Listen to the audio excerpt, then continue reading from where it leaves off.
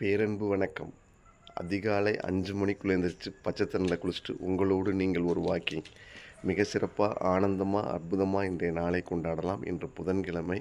பொண்ணு கிடைச்சா கூட புதன் கிடைக்காது அப்படின்வாங்க. அதனால் இன்று புதன்கிழமை புத்தி கூர்மையுள்ள நாள். நிறையா நல்ல விஷயங்களை சிந்திக்கலாம். நல்ல எண்ணங்களை நம்ம செயல்படுத்தலாம். எக்ஸிக்யூட்டிவ் பண்ணுங்கள்.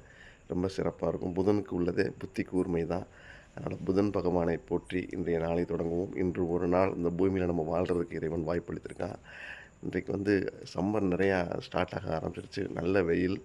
அதனால் அதிகாலையில் 3 மணிக்கெலாம் எழுந்திரிச்சு குளிச்சுட்டு இன்றைக்கி ஒரு வித்தியாசமான குளியல். இட்லி மாவு இருக்கு இல்லையா, இட்லி மாவை எடுத்து நல்லா தலைக்கு போட்டு உடம்பு முள்ளாக அப்ளை பண்ணிவிட்டு இன்றைக்கி குளித்தேன். அப்படி தலையை அப்படி பஞ்சு பஞ்சாக அப்படி ஷாம்பு போட்ட மாதிரி இருக்குது. நீங்கள் ட்ரை பண்ணி பாருங்கள், நல்லாயிருக்கும். வடித்த தண்ணி, அரிசி கழுவுன தண்ணி இதெல்லாம் தலைக்கு போட்டிங்கன்னா ரொம்ப நல்லாயிருக்கும்னு சொல்கிறாங்க. அதை நான் அப்ளை பண்ணி பார்க்குறேன், நல்லாயிருக்கு. ஒரு நாளைக்கு 2 தரம் குளிங்க. குளித்தல் என்பதே குளிர்வித்தல் அப்படின்னா, காலையிலையும் குளிக்கலாம், ஈவினிங் குளிக்கலாம். அதனாலே நிறையா பச்சை காய்கறிகள், பழங்கள் அதெல்லாம் மிக்சியில் அரைச்சிட்டு அந்த சாறு எடுத்து உடம்புல பூசி குளிக்கலாம். ஒரு குளிர்வித்தல் தன்மையை உண்டாக்கும். இன்றைய குளியல் பார்த்திங்கன்னா, இட்லி மாவு போட்டு குளித்தேன். அதை உங்கள்கிட்ட ஷேர் பண்ணிக்கிறேன். நல்லாயிருக்கும். அதிகாலையில் காலையில் அப்படி 3 மணிக்கெலாம் எழுந்திரிச்சு ஜம்முன்னு நல்லா உடம்பு ஃபுல்லாக பூசிட்டு ஒரு 10 நிமிஷம் வச்சுட்டு அதுக்கப்புறம் குளித்தேன். நல்லாத்தான் இருக்குது. நல்லா ஜம்முன்னு இருக்குது.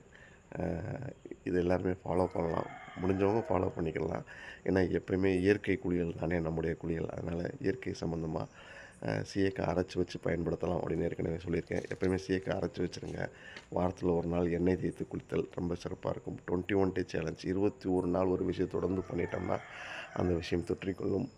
அழகாக அமாவாசை டைம்னால் அழகான நல்ல விடிவெள்ளி தெரியுது. விடிவெள்ளி பார்க்க பழகுங்க. சூரிய உதயம் பார்க்க பழகு. தினந்தோறும் யாராவது சூரிய உதயம் பார்க்குறாங்களோ அவங்க சிறப்பாக இருப்பாங்க. சூரியனை போற்றுங்க, வணங்குங்க.